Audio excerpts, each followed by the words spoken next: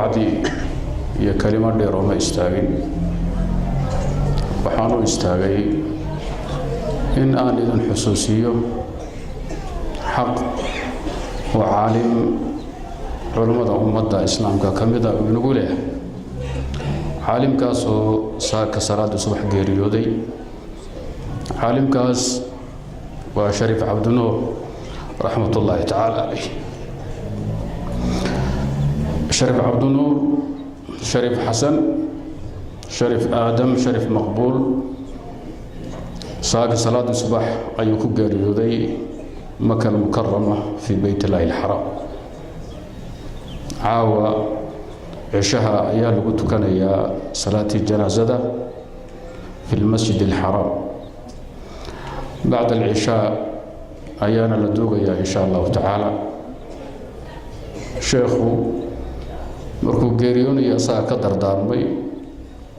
رياحة تعزية أن وافقصين شرعية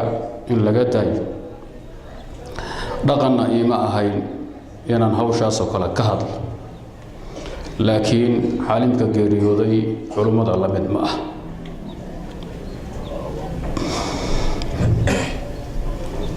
الإمام البخاري رحمة الله تعالى عليه ويا وحلو شيء سوى فردية الإمام الدارمي رحمة الله تعالى عليه جريديس مركز وحجري إن تبقى تفجع بالأحبة كلهم وفناء نفسك لا أبا لك أفجع الإمام شريف عبد النور رحمة الله تعالى عليه وحور الشيء كن سقال بغل فرطية كودي هذا وحور جريودي لو كن تضوي طبعاً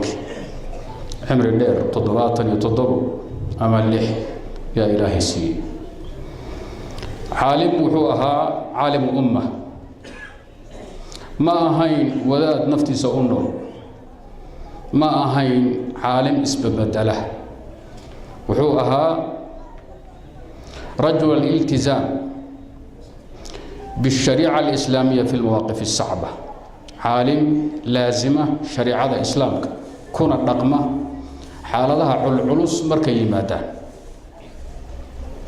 وحبر شديس أساس كيدي بابلي بوشاق كل شيء قبل كاي أحمرضو قميزته دوري طول مركو أها علومتي أساسية أوقاتي أيو كتغي ترين بكراعي إثيوبيا السودان بوتغي دون بكراعي مصر بوتغي جامعة أزهر بوغلي كلية الشريعة والقانون بكبحي كتب ماجستير في أصول الفقه بوقاتي لحين كدوركي أما كنت يسألك ميلها أيو صوماليا كسو لابتي كتبنا معدك حالاني عسكريها أيو هدنا كبحي معلم كان نقضي معدك كويا لي بولا تكنيكو واتقانا مبايلات تضواتني سيديتي دولة الصومالية حدي وحيرو حدي دعوة سيدين توفافيني وحكار لهم حد بربرك الصومالية مركو يمد حق بيت الله الحرام أما حجاز يمكو وريغي هذا نكو قريب إمام كاس وإمام علماء مسلمين تكمدة كان قريودي سيقود أمد إسلامك أمد إسلامك سيقود بان أبو تعسيينا سيقارة هنيد وحنو تعسيينا أمد الصومالية سيقارة هنيد وحنو سي تعسيينا أهل الذي وكقريودي شريف عبد النور رحمة الله تعالى عليه أمد الصومالية وحا واجب كنا آدن علماء وضع حقوق دينا إلالية وحان آد وليا بي عالم كاس أقونتي يسوي ميزانا دول با يسيدا عن ضد بدن أيسروا أقونين عالم أمة أيوها عالم ملة أيوها مواقف دينيت وآدياد وناكسن وكتل مامي هولها وحيابها عن ضدك وجعلها وحكمها مر والبي أزمة ما دام فتنة وين يدعضه عالم لو يقانوها إنه بيكسده ضوء حقه هذا وحيابا يريد كحسوسيه مراحشي هي مواقفتي مهم كايدا شريف كو استاغي كون سغال بقول يسغاشنك ummada Soomaaliyeed markay isku aafada isbaabiis dagaalka sokeeye namariyay oo dhaxmar ummadda Soomaaliyeed waxa la weydiiyay oo duqay 700 ugu tagay reehbel dhiigooda iyo maalkooda suma banaanaa leh xilliga ayada ninkii yiraahdo reehbel dhiigooda iyo maalkooda ma banaano asaga dhiigiisa la banaysanay shariifku wuxuu reehbel dhiigooda iyo maalkooda waa xaraan sida adugu dhiigaada iyo maalkaadu uu xaraan u yahay dib badan uu kala kulmaa hawsha ayada duqaydi goobjooga ahaa iyo Nairobi isliina la jooga hawsha ayada 91 caalamul islaami aafo weyn oo ku soo korodhay oo ahayd in Mareykan iyo reer Yurub ay soo dhaxdageen bariga dhexe khaasatan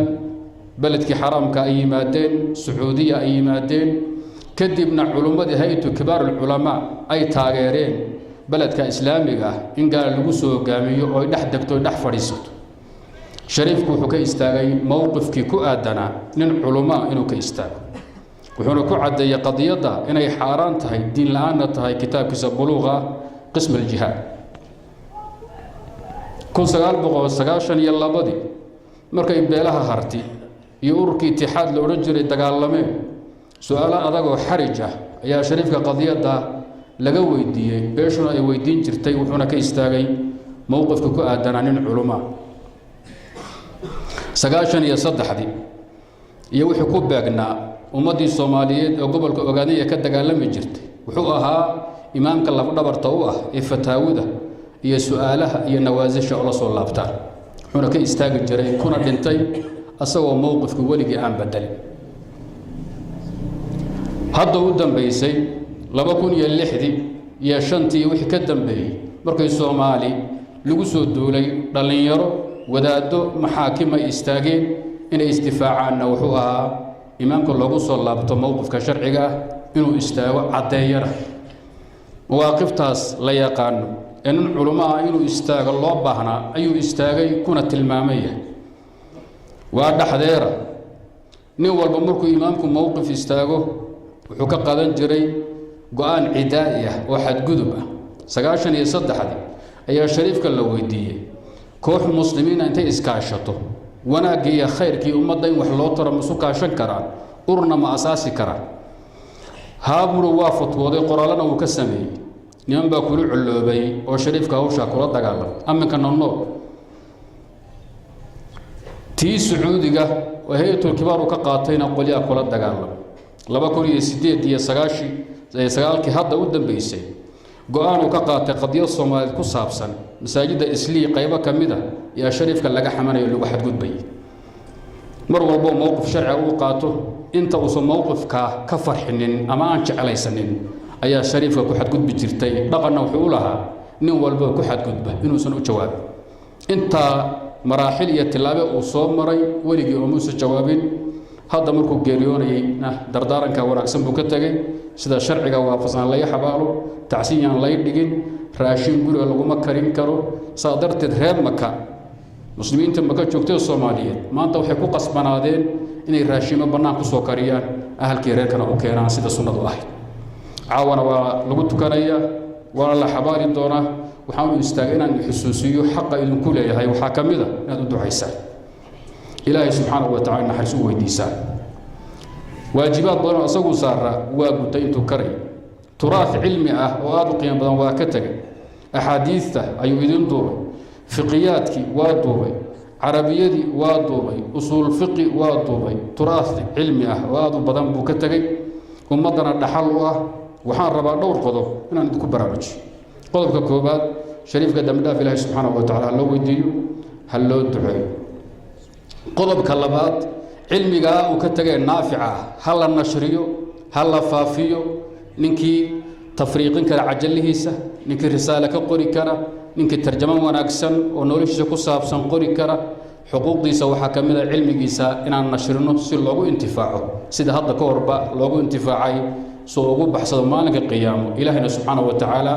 miisaankiisa xasanadka uu saaro qodobka saddexaad sadaqad jaariya ah shariifka ha loo sameeyo ragin ilaahay xoolaha siiyay ee maalka iska leh shariifka sadaqa jaariya ha loo sameeyo ninkii masjid u dhisi kara ninkii guri intuu dhiso masaakiinta iyo aytaamta ku waqfi kara sadaqana oga dhigi kara shariifka ninkii ceel qodi kara ninkii wax kale aan awoodin ha ka xajiyo ha ka cumrayso markuu xoogow helaba waxaa la yaabaa in dad islaam sheeganaya ay dhahaan masjid waxaan u dhisaynaa Ivanka gabadhii Trump Donald Trump gabadhiis niman carbeed waxay dhahaan waxaan u dhisaynaa masjid baayada waqaf ka mid kaloo reer Sacuudi wuxuu waxaan xaj ka xiran hayaa oo ka xarman hayaa Donald Trump halkaas ay baash hadda maraysa idan bal idinku waxaad awoodaan ninka cumraysta ninka xajiya nin sadaqa jaariya u sameeya nin fadaa'ishiisi iyo wanaagiisi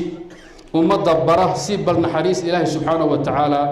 ee uu helo asagu ajirkiisana shariifku usii socdo maadaama ninkii loo tilmaamay cajalihiisii uu ka faa'iidaysanay kadibna ajir aad ka helaysaa turaadka culummadu turaadka shariifku waxaan u jeedaa wuxuu u badan yahay cajallo cajallahaasna haddaan la tafriiqinin ama aan la ilaalin way baaba'aya siduu u baaba'ay dhaxalkii uu ka tegay sheekh boqolsoon raxmatullaahi tacaala calayh culummadiinna wax badan idiin soo qabtay u soo halgamay diinta dhibkiinna iyo wanaaggiinnaba diyaarka u ahaa ha laga warqabo ha loo duceeyo cilmigooda ha la faafiyo ha la xusuusto saladaha loogu duceeyo maadaama caawa lagu tukanayana ilaahay subxaanahu wa tacaala naxariis ha loo weydiiyo intaasaan jeclaystay inaan xusuusiyo in ka badan buu mudan yahay laakiin waxaa weeye xusuusintaa ninku tabay kaama tegin baan oga jeedaa laakiin shariifka xaq uu nagu leeyahay khaasatan aniga igu leeyahay lama soo koobi karo marka waxaa weeye Soomaaliya imaamka iyo caalimka ha laga warqabo ahalkiisa ha laga warqabo warasadiisa ha laga warqabo dadku ka taga ha laga warqabo deymigiisa iyo dhibaatada jirta ha laga warqabo cilmigiisa ha la faafiyo ha la barto haddii dayax dhacay weeye dayaxaas xaq inagu lahaa ha la mariyo wassalaamu calaykum waraxmatullaahi wabarakaatuh